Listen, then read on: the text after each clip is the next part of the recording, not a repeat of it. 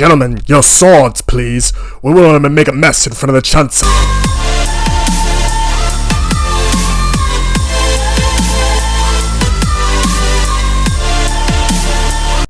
Wasabi. Yeah, that was a bad Dooku impression. We're going to keep this one short. This is going to be a 5-minute review because there's not much I really can say about this figure, and I'm just going to get what I have to say out the way very quick. So, this is the definition of what I relegate as a desk figure. Not only is it out of scale with most of my 6-inch figures, it also, if you can see the leg, I can't get it to straighten out. So, he's just going to stand with an outward leg kind of like that. The lightsaber doesn't really stay in his hand. His articulation, it's articulation, I guess. But, like, I wouldn't articulate a figure like this. The one thing that worries me about a figure like this is moving the arms and the legs. Everything feels like it's just going to bend. Like, he has a very, like, rubbery, pliable feel to his entire body. Pause. Take that, take that, take that, take that. Pause. I don't think that most people would enjoy this figure if they picked it up just for that. Like, I don't recommend you get this figure if this is a figure you want to, have in your display with all your Star Wars figures or have to play with. This is more of a figure you probably just keep in the box and just have it in there. It's like I said, it's very fragile, very delicate. I'm, like I said, gonna put it on my desk with the rest of my desk figures because I honestly can't find any other way or place to put this. So for accessories, you're given this really good, and I showed it in the unboxing, really good force lightning effect hand.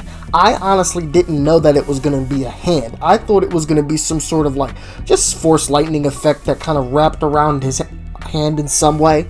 No, they have it protruding out of his hand, and that's just attaches on to the Dooku. I think that's really dope and innovative. I do like that.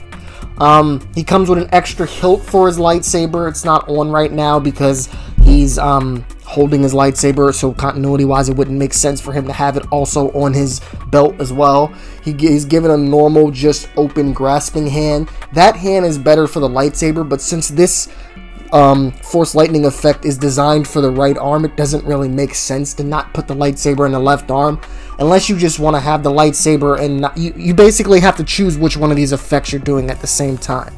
Like I said, there is not much with the articulation.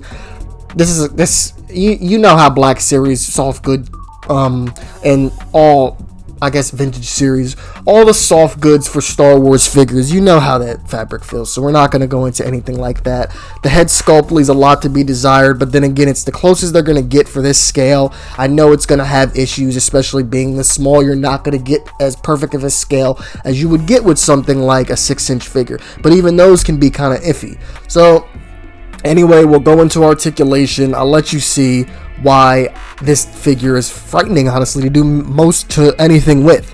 It's a desk figure. It's going to sit on my desk. I might have to put some Gorilla Tape down so he stays standing, because a lot of my Star Wars or desk figures have a way to just kind of stand up on their own. I worry this guy's not going to be able to stand on his own, because honestly, I feel like if I move my hand too quickly around him, he might fall. He didn't, though. What I mean by articulation is It does have a range of motion, but when I move these arms, it feels like they're just going to snap off, and it feels like these elbows are going to bend off too. So you do get a range there. The head does 360, but why you would want to, I don't know. The legs do have great outward mobility like that. I've actually never realized that. There's a hinge up here as well. This is where I get nervous. The bend in these knees, I don't know how long that's going to last. You got a swivel at the ankle. So, like, yeah, you could articulate him, but why would you want to? Honestly, this thing makes me nervous. I don't think I'd ever articulate him. But, yeah, that's articulation.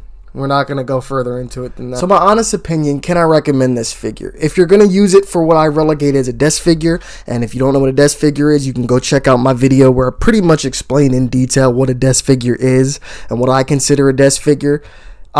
This is that. this is something you put on your desk. You have it stand in a pose or just stand straight up, and there's no real significance to it. It's no real value, but it still represents something from a medium you enjoy.